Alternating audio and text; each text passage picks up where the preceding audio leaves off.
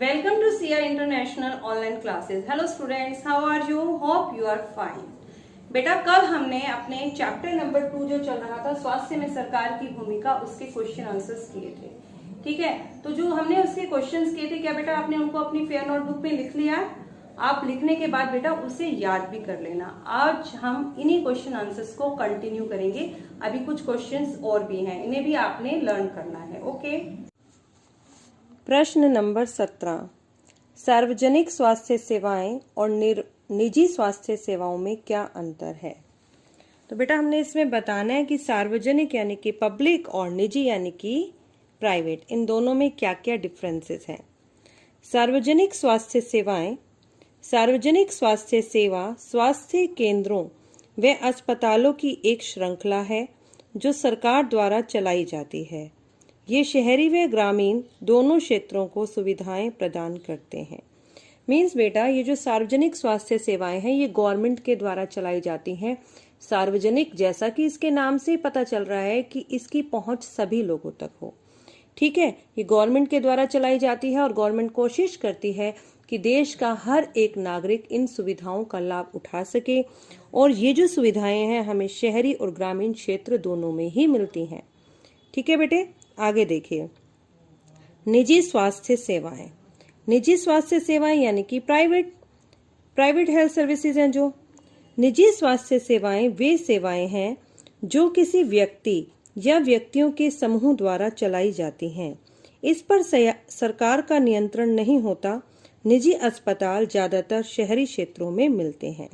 देखिए बेटा, निजी स्वास्थ्य सेवाएं वो हैं जिस पर सरकार का नियंत्रण नहीं है, मतलब इसे सरकार ने ओपन नहीं किया है, इसे किसी इंडिविजुअल व्यक्ति ने, किसी एक व्यक्ति भी हो सकता है या 2 या 3 लोगों का ग्रुप हो सकता है, या फिर कोई संस्था मिलकर चला सकती है। वो इस टाइप की स्वास्थ्य सेवाओं को ओपन करते हैं, इसकी देखरेख करते हैं। इस पर सरकार का कोई नियंत्रण नहीं होता है। और इस प्रकार की जो अस्पताल हैं वो ज्यादातर शहरी क्षेत्रों में ही मिलते हैं, क्योंकि जो निजी स्वास्थ्य सेवाएं हैं इनके जो मालिक हैं इनका मेन उद्देश्य होता है पैसे को कमाना। ठीक है, पैसे को ज्यादा से ज्यादा पैसा कमाने के लिए ये लोग अपने अस्पताल शहरी क्षेत्रों में खोलते हैं।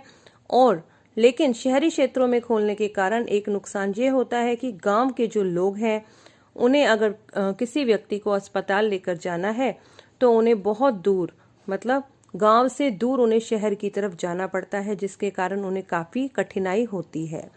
और जो इस निजी अस्पताल के जो मालिक होते हैं या फिर ये जो डॉक्टर हैं जो लोगों का चेकअप करते हैं, ये ट्रीटमेंट भी बहुत महंगा करते हैं, क्योंकि ये पैसे के लालच में आकर अधिक से अधिक पैसा कमाने के लिए लोगों को, पेशेंट को ज़्यादा से ज़्यादा दवाई देते हैं, उन्हें एक्स्ट्रा टेस्ट प्रिस्क्राइब करते हैं कि वो कुछ एक्स्ट्रा टेस्ट करवाएं, एक्स्ट्रा दवाइयाँ दे देते हैं। जैसे कि आपने अमन और रंजन की स्टोरी में देखा था कि जो रंजन था उसे डॉक्टर ने कितनी सारी गोलियां दी, जबकि अमन को तो उसने फीवर उतारने की एक ही गोली दी थी।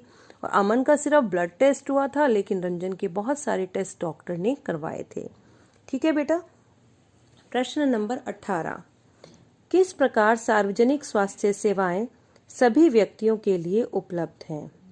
सार्वजनिक स्वास्थ्य सेवाएं सभी के लिए उपलब्ध हैं, इसका अर्थ है कि सरकार ने सभी नागरिकों के लिए अस्पताल, स्वास्थ्य केंद्र, डिस्पेंसरी आदि खोले हैं। ये सभी लोगों का निःशुल्क या बहुत कम कीमत पर इलाज करते हैं। बेटा इस क्वेश्चन में हमने बताना था कि जो हमारी सार्वजनिक स्वास्थ्य सेवाएं हैं जिन्हें गवर्नमेंट ने स्टार्ट किया है वो सभी लोगों के लिए उपलब्ध है। किस प्रकार, किस तरीके से ये है, ये बताना है हमने। ठीक है, तो सार्वजनिक स्वास्थ्य सेवाएं सभी के लिए उपलब्ध है, इसका मतलब यह है कि सरकार ने नागरिकों के लिए बहुत सारे अस्पताल खोले, डिस्पेंसरी खोली, स्वास्थ्य केंद्र खोले। ठीक है, सभी व्यक्तियों के लिए खोले। और सभी व्यक्तियों के लिए क्यों? क्योंकि बेटा ये जो अस्पताल है ये बहुत कम कीमत पर लोगों का इलाज करते हैं। ठीक है, ये तो बहुत कम कीमत होती है, या फिर कई बीमारियां तो ऐसी हैं जो सामान्य बीमारियां हैं उनका इलाज फ्री में ही हो जाता है। बल्कि ये जो अस्पताल और स्वास्थ्य केंद्र हैं पेशेंट को दवाई भी अपनी तरफ से ही देते हैं और टेस्ट भी बहुत कम कीमत पर होते हैं, जिसके कारण गरीब व्यक्ति भी इन हॉस्पिटल में जाकर अपना ट्रीटमेंट करवा सकते हैं। अन्यथा जो प्राइवेट हॉस्पिटल है वहां तक तो गरीब लोगों की पहुंच हो ही नहीं सकती, क्योंकि इनका ट्रीटमेंट इतना महंगा है, गरीब लोग वहां तक नहीं जा सकते। ठीक है, यदि वो बीमार हो जाएं तो क्या करें? उनके स्वास्थ्य को ध्यान में रखते हुए सरकार ने क्या किया है, सार्वजनिक स्वास्थ्य सेवाएं खोली हैं, और सरकार ये भी चाहती है कि देश का हर एक नागरिक इन सेवाओं को यूज करे, चाहे वो अमीर हो या फिर गरीब हो। लेकिन बेटा, यदि इन स्वास्थ्य सेवाओं को हर व्यक्ति को यूज करना है तो उसमें सरकार को कुछ चेंजेस करने होंगे। लाइक जैसे उन्हें अपने हॉस्पिटल में थोड़ी सफाई रखनी पड़ेगी। ठीक है, सरकारी हॉस्पिटल में जो सफाई है वो प्राइवेट हॉस्पिटल से कम होती है। सफाई हो, डॉक्टर वहां पर अवेलेबल हो। कई बार ऐसा होता है हम डॉक्टर के पास जाते हैं वहां तो डॉक्टर छुट्टी पर होते हैं, दवाइयां कई बार खत्म हो जाती हैं हॉस्पिटल में। तो सरकार को इस चीज की भी मेंटेनेंस करनी चाहिए कि वहां पर डॉक्टर उपलब्ध हो, दवाइयां मिलें। और अगर सिटी में एक ही हॉस्पिटल है तो सभी लोगों को कैसे प्रोवाइड हो सकता है? तो सरकार को अपने अस्पतालों की संख्या भी बढ़ानी चाहिए ताकि सभी लोग उसे यूज कर सके, यानी कि वो वास्तव में सभी लोगों तक तभी उपलब्ध हो पाएंगी जब गवर्नमेंट इनकी संख्या को बढ़ाएगी और साथ साथ इनमें बहुत सारे सुधार भी करेगी। देखिए बेटा, प्रश्न नंबर 19, स्वास्थ्य सेवाओं के सकारात्मक पहलुओं पर चर्चा करिए। स्वास्थ्य सेवाओं के सकारात्मक पहलू यानी कि पॉजिटिव एस्पेक्ट। पॉजिटिव एस्पेक्ट देखिए, स्वास्थ्य सेवाओं के सकारात्मक पहलू हैं, नंबर 1, संसार भर में भारत में सर्वाधिक चिकित्सा महाविद्यालय हैं और यहाँ सबसे अधिक डॉक्टर तैयार किए जाते हैं। देखिए बेटा, कितनी अच्छी बात है कि विश्व में सबसे ज्यादा जो मेडिकल कॉलेज हैं वो इंडिया में ही है। ठीक है, ये मेडिकल कॉलेज इंडिया में ही है, सबसे ज्यादा मेडिकल कॉलेज है। तो इसका क्या मतलब है कि सबसे ज्यादा जो डॉक्टर हैं वो इन्हीं मेडिकल कॉलेज से बनकर तैयार होते हैं। मतलब ज्यादा से ज्यादा डॉक्टर हर साल इन्हीं मेडिकल कॉलेज से बनते हैं, मतलब डिग्री को पास करते हैं, डॉक्टर बन जाते हैं। नंबर 2, भारत में अस्पतालों की संख्या हर साल वृद्धि हो रही है। अस्पतालों की संख्या हर साल बढ़ रही है, लेकिन बेटा प्राइवेट हॉस्पिटल की संख्या सबसे ज्यादा बढ़ रही है। ठीक है, सरकार को चाहिए कि वो जो गवर्नमेंट अस्पताल है उनकी संख्या को भी बढ़ाए ताकि गरीब लोग भी वहां तक पहुंच पाए। अस्पतालों की संख्या तो बढ़ रही है, बहुत अच्छी बात है, गरीब लोग वहां तक पहुंच पाए, इसके लिए सरकार को ध्यान देना चाहिए। नंबर 3, भारत में विदेशों से बहुत बड़ी संख्या में इलाज कराने हेतु चिकित्सा पर्यटक आते हैं। भारत में विदेशों से चिकित्सा पर्यटक आते हैं। चिकित्सा पर्यटक कौन? विदेशों से जो व्यक्ति भारत में ट्रीटमेंट करवाने के लिए आया उसे हमने चिकित्सा पर्यटक का नाम दिया। अब ये भारत में आते क्यों है? इसके पीछे भी एक रीजन है कि यदि वो अपनी बीमारी का इलाज अपने ही देश में करवाते हैं तो वो बहुत महंगा होता है। ठीक है, अपने महंगे इलाज को कम करने के लिए, यानी कि भारत में जो उसी बीमारी का इलाज है बहुत कम कीमत पर हो जाता है और उन्हें फैसिलिटीज भी अच्छी मिलती है, अच्छी वर्ल्ड क्लास फैसिलिटी मिलती है। इस कारण जो ये लोग हैं वो भारत में आते हैं। ठीक है, ताकि वो भारत में आए और फैसिलिटीज अच्छी हैं और साथ साथ ट्रीटमेंट का खर्चा भी कम होता है। नंबर 4, भारत विश्व का दवाइयां निर्मित करने वाला चौथा बड़ा देश है। भारत के लिए बहुत बड़ी उपलब्धि है कि दवाइयों की प्रोडक्शन में भी इंडिया 4th नंबर पर है। ठीक है, ये दवाइयों का आयात तो क्या, ये दवाइयों का निर्यात करता है, मतलब विदेशों तक भारत की दवाइयां जा रही हैं। ये भारत के लिए एक बहुत बड़ी बात है।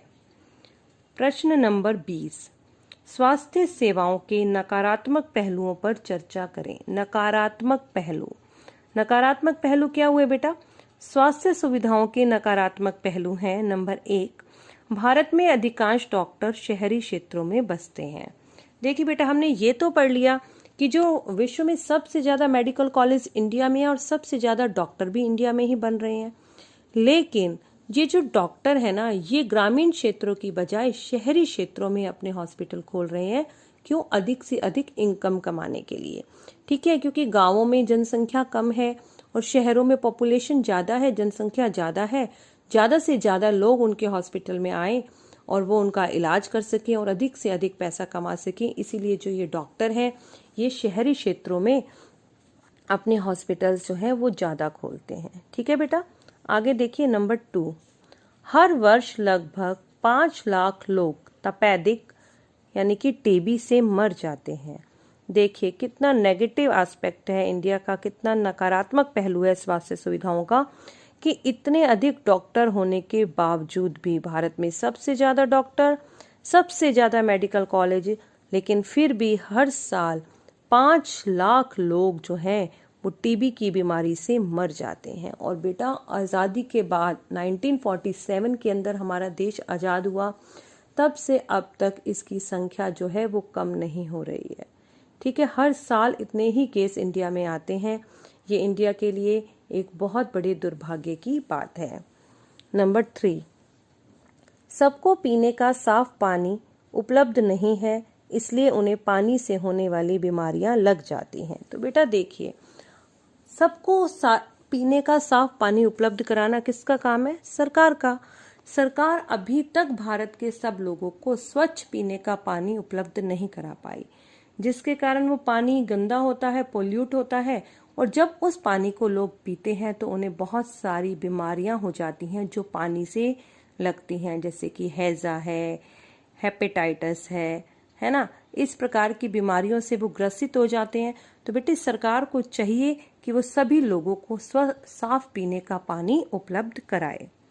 नंबर 4, अधिकांश बच्चों को पर्याप्त भोजन नहीं मिलता और वे अल्प पोषण का शिकार हो जाते हैं। अधिकांश बच्चे, बेटा भारत की जनसंख्या के आधे से अधिक बच्चे ऐसे हैं जिन्हें पर्याप्त मात्रा में भोजन नहीं मिल पा रहा, क्योंकि भारत की एक बहुत बड़ी जनसंख्या गरीबी रेखा से नीचे है, जिस कारण उनके बच्चों को पूरा भोजन नहीं मिल पाता और वे कई प्रकार की बीमारियों से ग्रसित हो जाते हैं। वे अल्प पोषण का शिकार हो जाते हैं, उनमें पोषक तत्वों की कमी हो जाती है और कई प्रकार की बीमारियां उन बच्चों को लग जाती है। तो सबसे पहला तो सरकार का कर्तव्य है कि सब लोगों को भोजन उपलब्ध हो, इस चीज का ध्यान भी सरकार रखे। तो बेटा ये क्वेश्चंस तो यहाँ आपके खत्म हो जाते हैं। अब हम एक बार चैप्टर को समराइज करते हैं पूरा का पूरा, कि हमने इस चैप्टर में क्या पढ़ा। ये जो हमारा चैप्टर था स्वास्थ्य सुविधाओं के बारे में था, ठीक है। तो हमने पढ़ा कि स्वास्थ्य क्या होता है। स्वास्थ्य का मतलब है बीमारियों और चोटों से मुक्त रहना। और अभी अभी मैंने बताया बहुत सारी बीमारियां हैं जो व्यक्ति को पानी से लग जाती हैं, जैसे कि टीबी है, हैजा है, हेपेटाइटिस है, बहुत सारी बीमारियां हैं, ठीक है। जो पानी, हवा और भोजन के द्वारा जो बीमारियां लगती हैं उन्हें हम संचारणीय बीमारियां कहते हैं। चिकित्सा पर्यटक कौन होते हैं? मैंने अभी बताया चिकित्सा पर्यटक कौन होते हैं। विदेशों से जो व्यक्ति इंडिया में ट्रीटमेंट करवाने के लिए आते हैं उन्हें हम चिकित्सा पर्यटक कहते हैं। और वे इंडिया क्यों आते हैं?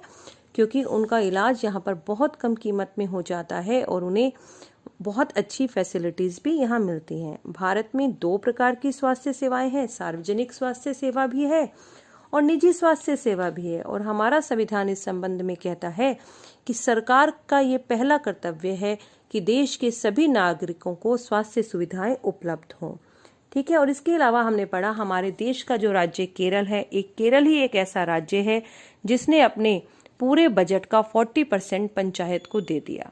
अब पंचायत को दे दिया ताकि पंचायत लोगों को साफ पीने का पानी उपलब्ध कराए, लोगों को बिजली मिले, लोगों के भोजन का ध्यान रखे ताकि लोग जो हैं बीमारियों से ग्रसित ना हो, ठीक है बेटा। लेकिन अब हमने 2 सेवाएं पढ़ी, निजी और जो गवर्नमेंट द्वारा चलाए गए थे, यानी कि आपकी होगी सार्वजनिक स्वास्थ्य सेवाएं। अब सार्वजनिक स्वास्थ्य सेवाएं जो है, यदि कोई व्यक्ति ऐसा है जो बीमार हो गया, जैसे कि आपने अमन और रंजन की स्टोरी में पढ़ा। अमन जो था एक सरकारी अस्पताल में गया, वो सार्वजनिक स्वास्थ्य सेवाओं का एक रूप है। वहां गया तो उसे बहुत प्रॉब्लम का सामना करना पड़ा।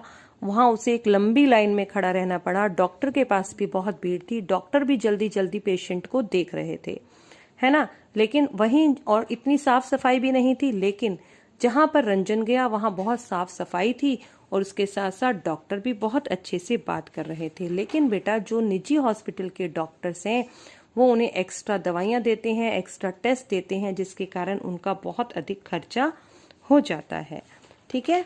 और इसके जो पॉजिटिव एस्पेक्ट्स हैं वो भी हमने अभी पढ़े थे। आपने पॉजिटिव और नेगेटिव एस्पेक्ट्स को अभी अच्छे से रीड किया भी है और मैंने आपको समझाया भी है। तो ठीक है बेटा, आपने आज इन्हीं क्वेश्चंस को अपनी नोटबुक में लिखना है और इस कंप्लीट चैप्टर को आपको लर्न करना है। ठीक है बेटा, अच्छे से लर्न करना। किसी भी बच्चे को किसी भी प्रकार की प्रॉब्लम हो तो वो मुझसे पूछ सकता है। ओके।